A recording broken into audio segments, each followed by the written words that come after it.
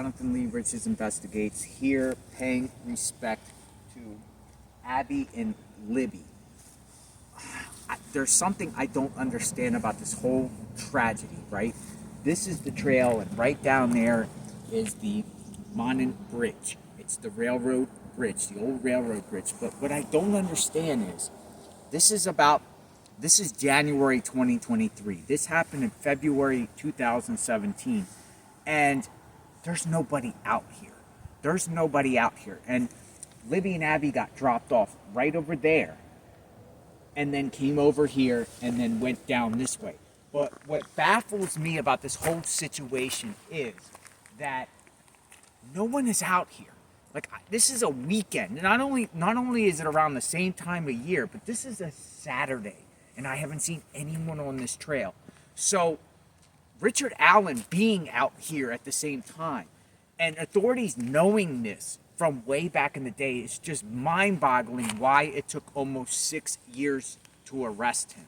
There's nobody else out here. And I'm sure at the same time, there was nobody out here except these two young females. Now, authorities did, according to the affidavit, speak to other juveniles out here. But it's not like this is a popular trail in the wintertime where lots and lots of people come out here. So the process of elimination, whoever was here was most likely the suspect. The girls' bodies, this is the property right over here of Ron Logan. This is Logan's property. Matter of fact, in the distance over there, that is his house. They just search warrant there. Now, is Ron Logan involved? I don't know. Because to me, it feels weird that Richard Allen would just coincidentally be on the trail the same time girls come onto this trail where they were supposed to possibly meet somebody under the guise of Anthony Schatz, another juvenile man that these two innocent females thought maybe they were meeting. But Richard Allen being here at the same time, I think there's more involvement here. I think there's more participants that assisted or helped Richard Allen. Do I think Richard Allen's innocent? No. He was around here at the same time. Witnesses claim on that road there, that's 300, that's North 300, that they saw a man in the jacket and blue jeans walking down that road westbound, bloody close, later on that afternoon after they got dropped off. So to me, I think it was all a setup, and I think it was to lure the girls here. But who else is involved? Not just Richard Allen. There's other people involved. I'm out here on the scene, looking into the matter, trying to figure things out. We don't get much information because the prosecutor wants this case sealed. And I understand that, and I respect that as an outsider. As a journalist, it's kind of frustrating because as a journalist, you want this type of information out there so you can, the public can be aware. But they have something and they want to keep it quiet for now. So respect the investigation, and the court process will go through its Richard Allen will get his due process, but hopefully we learn more. Not just a conviction out of Richard Allen, but if there's others involved, the public, the victims, the community of Delphi, the citizens of Indiana deserve to know. So I'm going to go over here to the memorial over here, and I'm going to pray and give respect to Libby and Abby.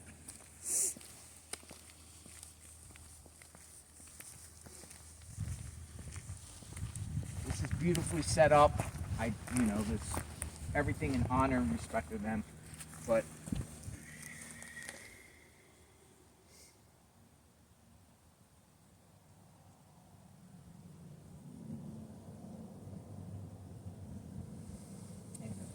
I did a prayer for them. I prayed for their families. I prayed for the community of Delphi.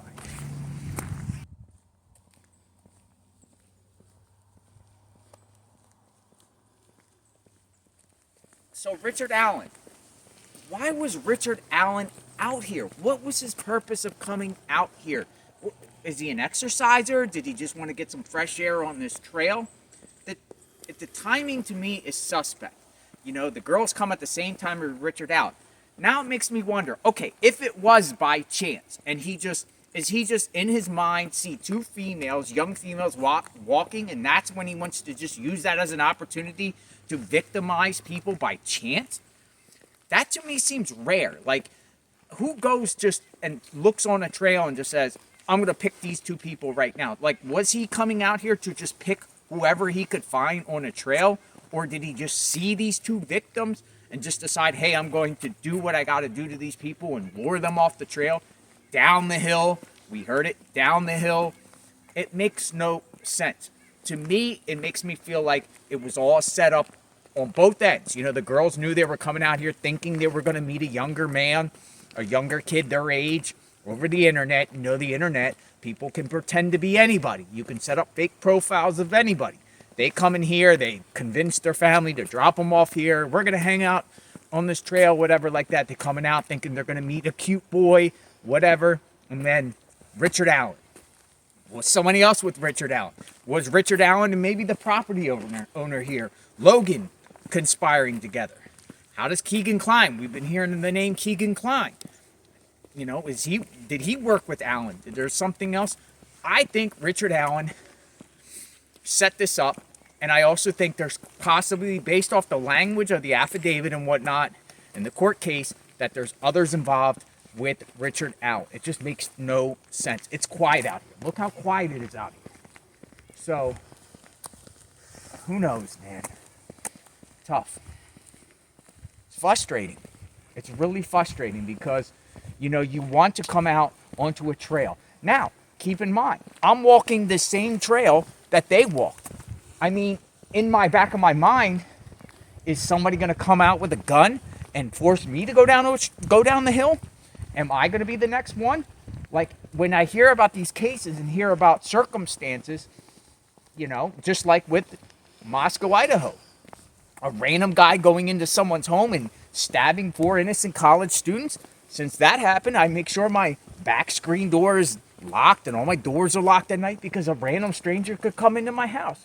I'm walking this trail. Is somebody going to jump out here and do something to me? I don't know, man. But it makes you wonder.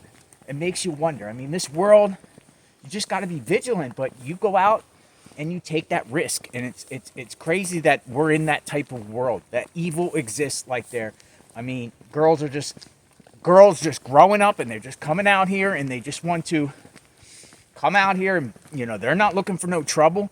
And then trouble comes to them and does just a horrible. I can't even imagine what their parents feel like. So, sad.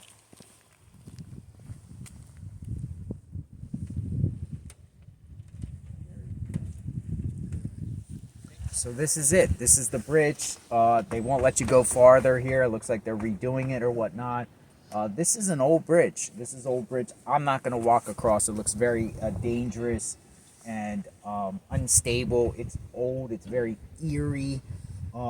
This is historic here. This is an historical area, but you know, on to the right and on to the left, it's a gully. When we hear the words down the hill, we literally mean down the hill. Look, down the hill. When, you know, you hear that down the hill, it goes down into the hill at the bottom by the river area. I'm out here just looking, trying to reenact in a sense and understand, try to come an understanding of how this happened here. Why this location? This is just a quiet area. I haven't seen anyone out here. And it's just quiet and it's sad. It's the whole situation's sad. I did see on the trail a memorial set up for the victims, which is great. But you come out here and you just want to see peace and quiet. And, you know, 2 lives were destroyed. Their families destroyed. The community. It's going to take a long time to heal from this.